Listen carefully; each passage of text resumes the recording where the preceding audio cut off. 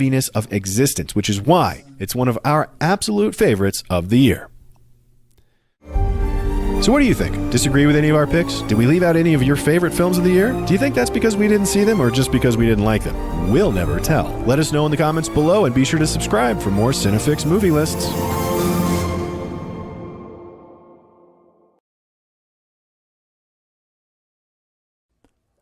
Over the years, Netflix has released more than 200 original movies. With so many to choose from, to determine the best, we conducted a poll with friends and subscribers of this channel to find out their favorite original films of all time on Netflix. The results were interesting. Some of the movies that were hated by film critics ended up making this list, and vice versa. Coming up, based on those results, I will count down the top 10 original movies on Netflix that you can watch right now. And there's been quite a few additions and changes since last year's video. Let's get started.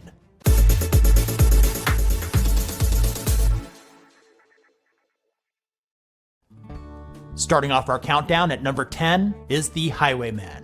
Released in 2019, this crime drama features Kevin Costner as Frank Hamer and Woody Harrelson as Manny Galt, who are former Texas Rangers that come out of retirement to track down and capture notorious criminals Bonnie and Clyde, the infamous duo. The Highwaymen is propelled by solid performances from both Costner and Harrelson that will keep you entertained through the film's action-packed conclusion.